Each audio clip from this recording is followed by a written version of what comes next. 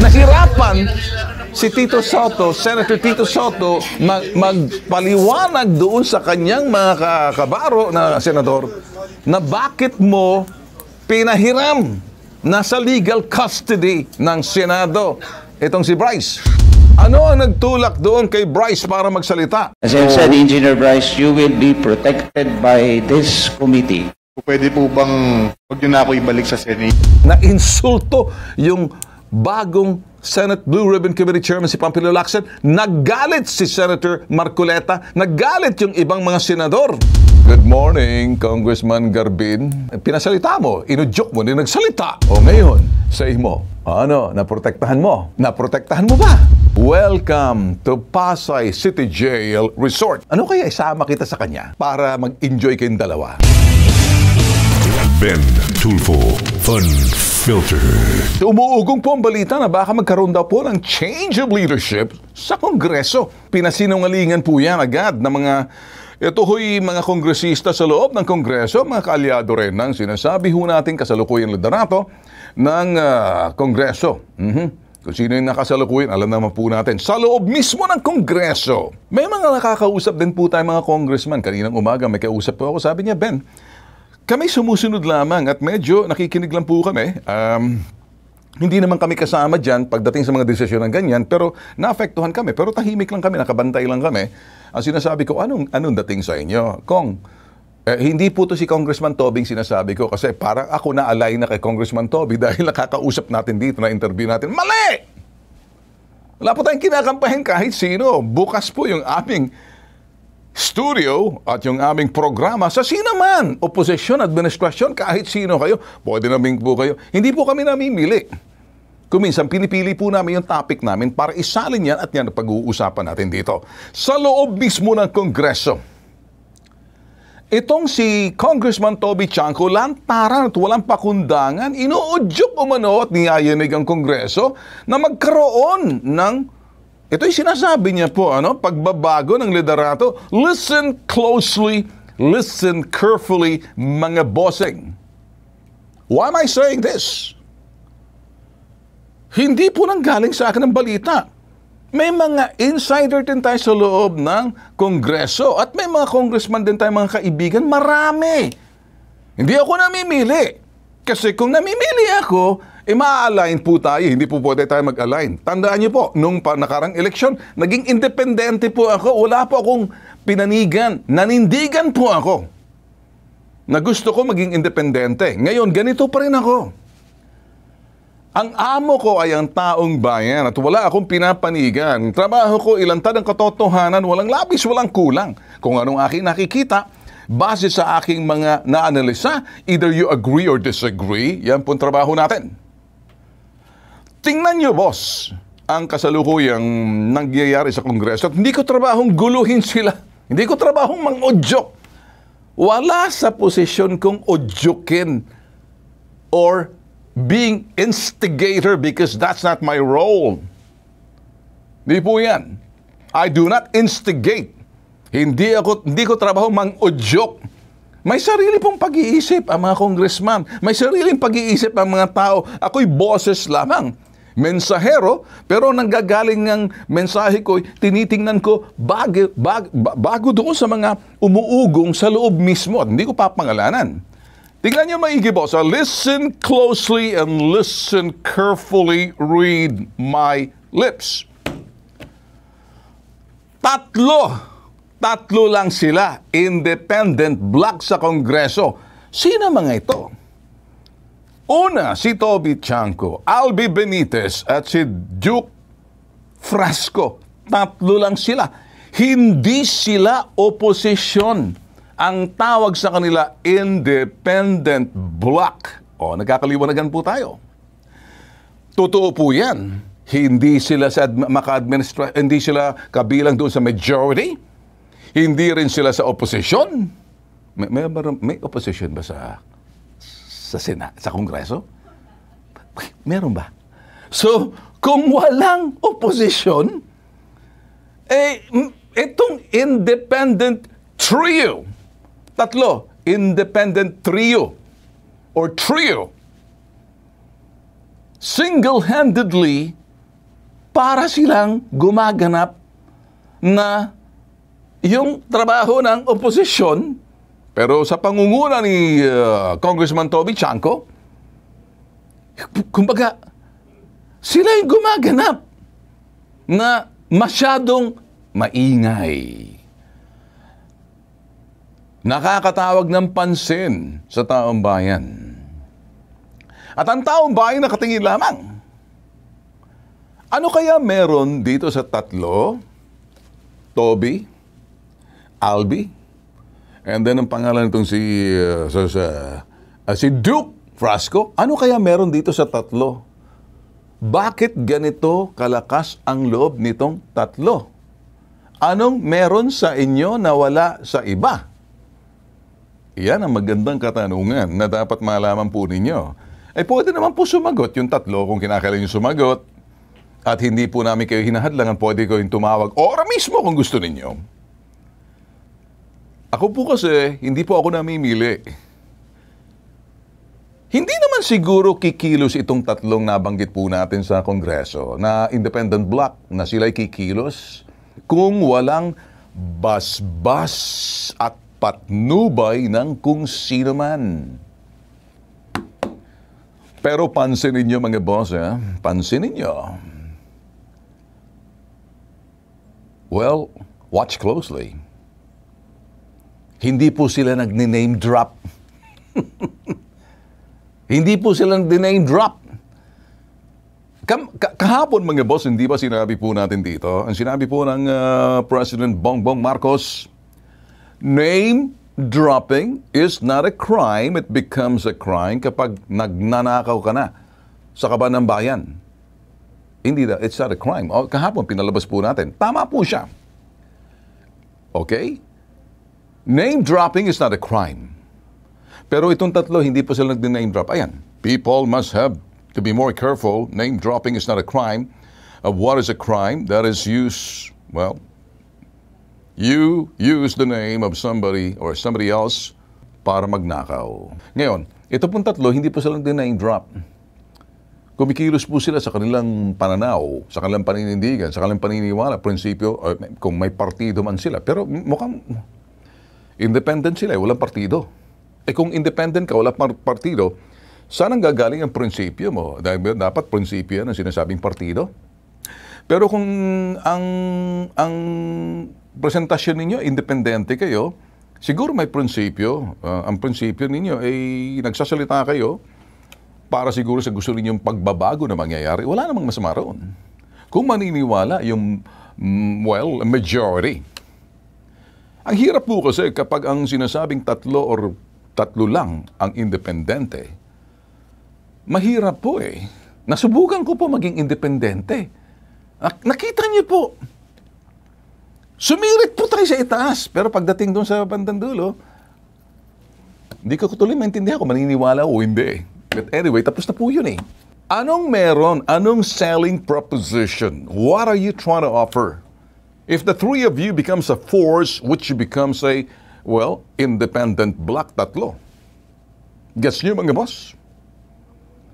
May nagsabi ng iba, dangerous kasi kapag tatlo na kayo dyan sa Senado. Hindi sila dangerous kasi kung merong tatlo na yan, may tatlong Topak brothers sa Senado. Hindi ako may sabi niyan. Sabi nila, sampaling ko kay Topak. Alam niyo, T3, alam niyo man siguro, hindi ako magbabanggit. Bitag, Erwin, Ben. Bitag, Erwin, Rafi. Kasi, well, tatlo. Anong puwersa meron ito? At sinong nasa likod? Ang mga sinasabi po natin dito, hindi tayo nag-uudyok para sabihin, sige, umpisahan ninyo pagbabago sa Kongreso. Pero tingnan niyo po mga boss, ano? May mga nagsasabing ibang mga congressman nakakausap natin. Kaninang umaga lang, tinanong ko, how's everything? Sabi niya, Ben, hindi kami sumasama dyan, pero trabaho lang kami. Oh, very good. Hindi naman nakakaabot sa amin yan kasi ano ba naman ang bilang namin kung kayo bibilangin. Sabi ko, hindi ba? Pero trabaho lang kami, pero nakikita ko sa iba, medyo nag-aantay lang yung iba low moral. kanya-kanyang feelings yan, different feelings sa loob ng Kongreso. Naapektuhan daw din sila. Ba't sila naapektuhan? Kasi yung pong nagaganap ay hindi po maganda. Kaya lang, nag-umpisa sa Senado, nagkaroon ng pagbabago ng liderato, nagkaroon ng change of leadership dahil nasangkot na nadawit. Umano ang pangalan ng Senate President doon sa, again, inuulit ko lang to, no? Dahil nasangkot ang kanyang pangalan doon sa isang kontratistang sangkot sa sinasabing flood control na nagkaroon ng contribution or donation sa kanyang campaign fund. Ito ho'y donasyon noong 2022 election na 30 million pesos. Kung kaya't, ayun po mga yung mga senador, kumilos. Anong ginawa? Nakita nyo? Nagkaroon pagbabago. Hindi kaya ganitong isip ni Congressman Toby. Pero wala akong narinig doon kay Prasco. Wala akong narinig doon kay Albe Benitez. But si Toby lang. Well, si Toby Chanco nga pala, mga boss, kung titingnan po natin, vocal po siya. Anong meron kay Congressman Toby Chanco na masyado siyang vocal sa ginagawa niya, sinasabi niya? Kung titingnan po natin, mga malapit din po yan sa Pangulo. Well, kung titingnan po natin, simple lang, ano?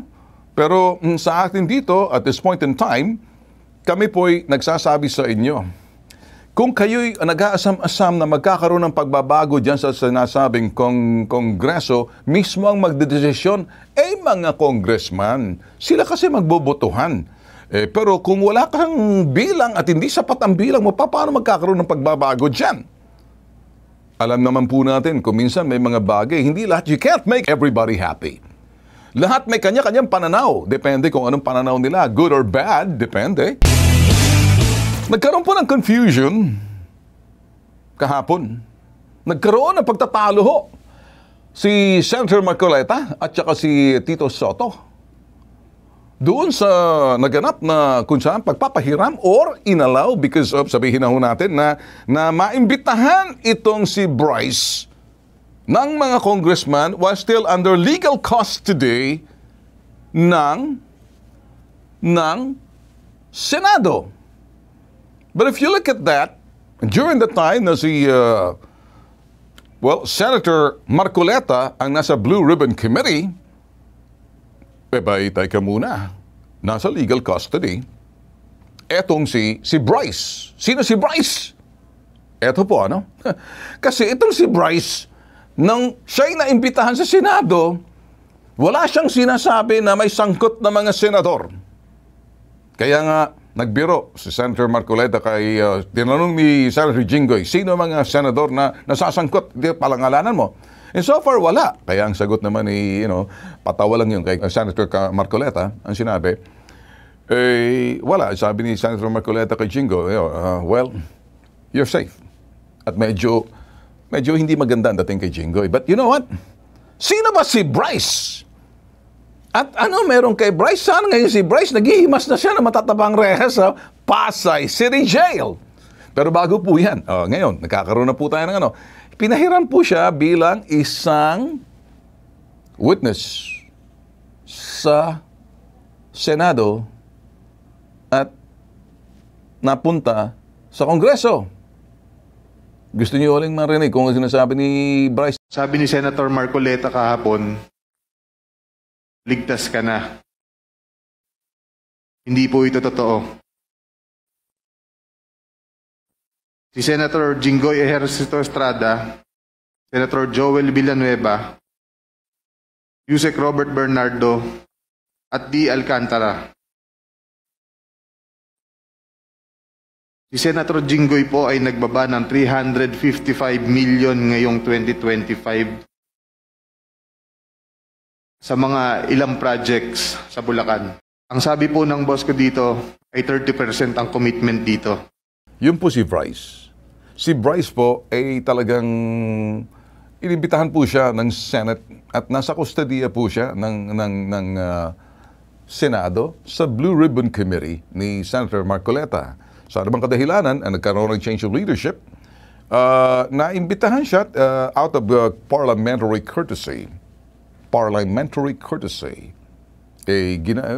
Naimbitahan po siya, inalaw po pag-iimbita sa kanya sa Kongreso. Ang pagdating sa Kongreso, yan po nangyari.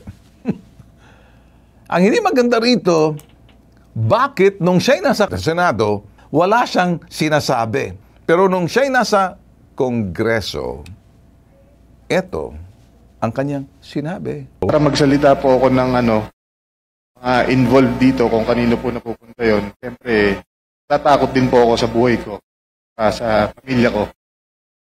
Kasi hindi naman po birong tao itong mga involved dito eh. As I said, Engineer Bryce, you will be protected by this committee as long as you will say the truth. Pwede po bang huwag nyo na ako ibalik sa Senate? May mga involved pong senador dito. At hindi ko po alam magiging kapalarang ko. Pag binalik niyo ako doon. Magsalita ka muna, and this committee will assure you that you will be protected. Your Honor, parang mas kailangan ko po muna ng assurance niyo bago ako Napansin niyo? Mga bagay na hindi niya nasabi sa Senado, sinabi niya sa Kongreso. Yan pong ikinagalit ng ibang mga senador. At buong Senate sa nangyari. Ayaw po natin magkaroon ng brewing war between the Senate and Congress dahil lamang dito po sa mga tao. Kasi magiging mahabang storya po rito eh. Nagkaroon po ng pagtatalo kahapon ang mga senador.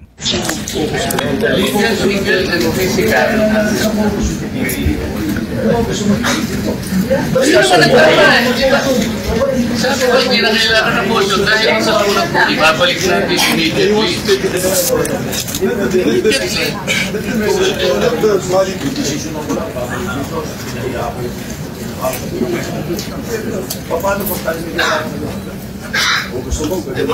Paano tayo mga kailangan sa kanila? Para sa your concern kung ano yun. Pero hindi natin siguro kukunin ang question sa kanila din. Hindi natin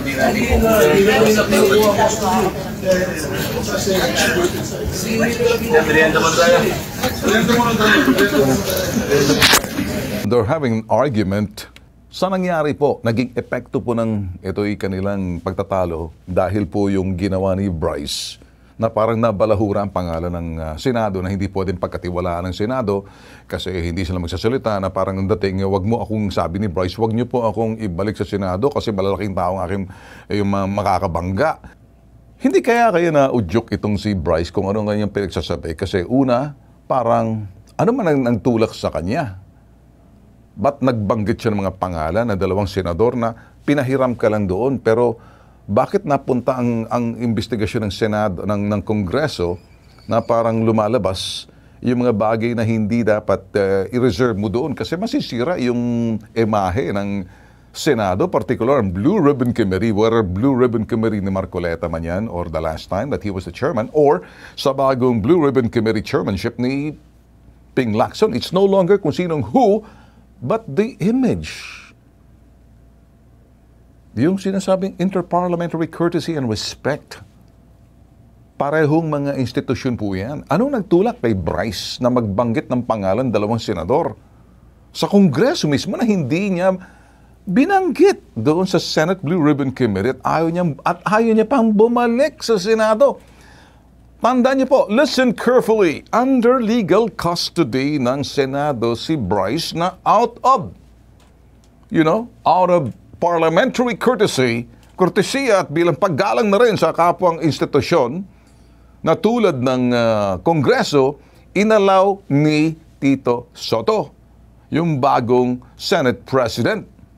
Doon po nagkaroon kasi si Bryce, yung nagsalita, abay, nabalahura ang imahe ng Senate Blue Ribbon Committee, whether Senate Blue Ribbon Committee ng dating chairman si Marcoleta or Senate Blue Ribbon Committee nitong bagong si Pampilo Lacson dahil sabi niya ayaw ko nang bumalik sa Senado. Sino ang nag-udyok? Sino nag-udyok kay Bryce na parang magsalita na ginamit pa ang Kongreso na forum para magturot magsalita? Para magsalita po ako ng involved dito kung kanino po napupunta yon. Siyempre, tatakot din po ako sa buhay ko, sa pamilya ko. Kasi hindi naman po birong tao itong mga involved dito eh. As I've said, Engineer Bryce, you will be protected by this committee as long as you will say the truth. Pwede po bang huwag nyo na ako ibalik sa Senate? May mga involved pong senador dito. At hindi ko po alam ang magiging kapalaran ko. Pag pinalik niyo ako doon. Magsalita ka muna, and this committee will assure you that you will be protected. Your Honor, parang mas kailangan ko po muna ng assurance niyo bago ako magsalita. Magsalita ka muna. I can assure you, this committee... Naku, Diyos Mariosep, sigurado ka ba, Congressman Garbin? Sigurado ka sa sinasabi mo? Ikinabuisit yan ng buong Senado, ha? Ikinabuisit yan ng buong Senado. Ang mga senador, binoto po yan, Republic of the Philippines, buong bansa, Luzon, Visayas at Mindanao. Hindi ko sinasabi kayo sa Kongreso, hindi mahalaga, kasi binoto rin kayo ng tao doon sa mga distrito ninyo. Baka magalit na kayo dyan. Pero pag binalahuran at medyo kapwa ninyo mga mambabatas, give due courtesy and respect. Sino ba nag-iimbestiga? Do not try to preempt the investigation na gagawin ng sinasabing Senado at gusto nyong sabihin, pagdating sa mga kaso ng Senador, kami mag-iimbestiga. At sasabihin naman dito, pagdating sa kaso ng mga congressman, Senado mag-iimbestiga. Stop! Ano ang nagtulak doon kay Bryce para magsalita? Alam niyo bakit? Kasi ayaw niya daw bumalik. Doon na insulto yung bagong Senate Blue Ribbon Committee Chairman si Pampilo Lacson. Naggalit si Senator Marcoleta. Naggalit yung ibang mga senador. Kaya medyo nahirapan si Tito Soto, Senator Tito Soto, magpaliwanag doon sa kanyang mga kabaro na senador na bakit mo pinahiram nasa legal custody ng Senado itong si Bryce. Kaya sa nangyari, sige, parang ganun. O kung ganun na lang, we assure you, give you protection. Ito po ngayon, welcome to Pasay City Jail Resort. Panoorin. Kalma lang lakad. Kalmang lakad lang.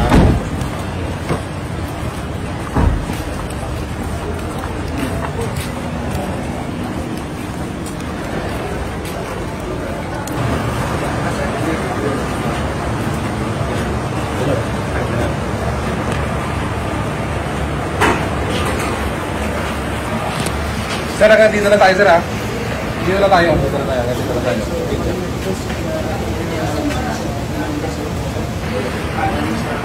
Hindi naman parang parusa, doon siya ilalagay muna, hindi na sa, PNP custody, doon sa Pasay City Jail, malapit sa Senado. Pangalawa, doon para neutral. Kasi baka sabihin ng doon. O ngayon, kumusta ka na? Good morning, Congressman Garbin. Pinasalita mo, inudyok mo, nagsalita. O ngayon, say mo,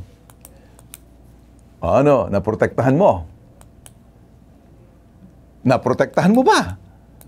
Ano kaya isama kita sa kanya? Para mag-enjoy kayong dalawa. Pabiro lang yung sinasabi ko, pero may kasamang pangungutya. Sarcasm yung ginagawa ko. Kasi hindi tama.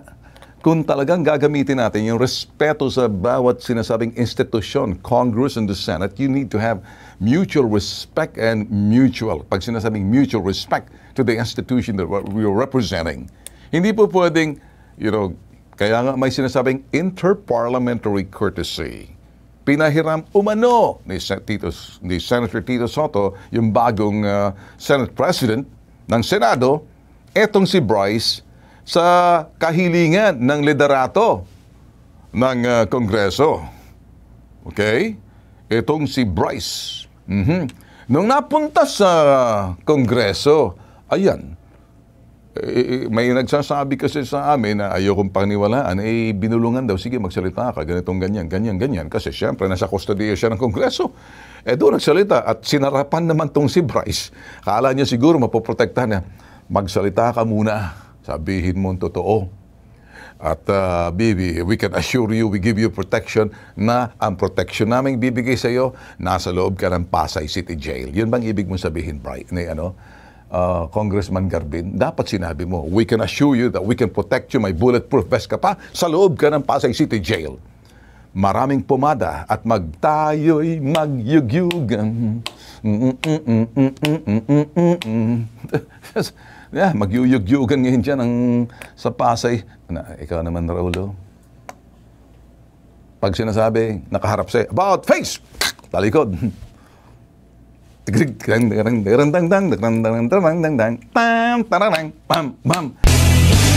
Nagbaba po ng memorandum si DPWH Secretary Vince Dizon sa kanyang ahensya.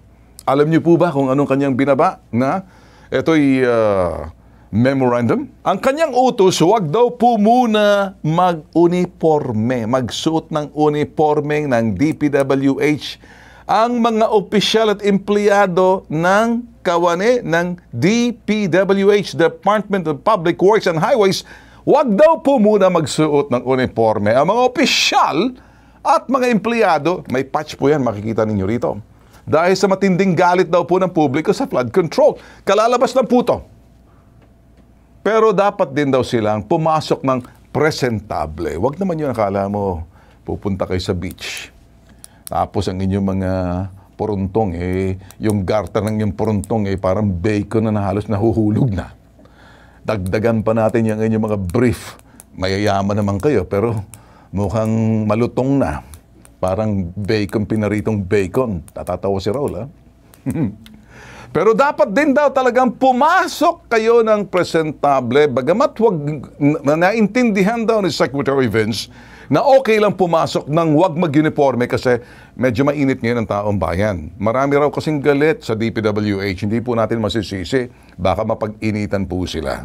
May karapatan po kayo magalit, may karapatan po kayong sabihin yung galit sa nakikita po ninyong mga kaganapan, lalo-lalo na dito sa mga, well, sa bansa po natin. Pero wag po tayo gumamit ng dahas. Lalo-lalo, saktan po natin yung mga taga-DPWH. Although, alam niyo naman kasi, hindi namin kayo mapipigilan. Pero bawal po yan, against the law. Pag nananakit po kayo ng kapwa. Kasi may batas po tayo. Gumagana pa rin po yung ating gobyerno at mga batas po natin. Bagamat meron dyan ilan mangilan, hindi pa po sapat yan na sa dami po ng ating populasyon na nasa ilang daang milyon na tayo, 120 million na atang population natin. At mangilan-ngilan lang dyan. Siguro may mga 1 milyon mga masasamang itlog na dapat kinukuha na ni Lord. Pero nandyan pa rin. Pero hindi sila makukuha kasi ang mundong ito talagang ginawa, may masama at may matitino. Di ba? May maitim at maitim na, may maputing tupa at maitim na tupa. Wala namang maitim na tupa eh. Kambing yun. Kambing may sungay eh. This is Bitag Live. Ben Tulfo Fun Filter.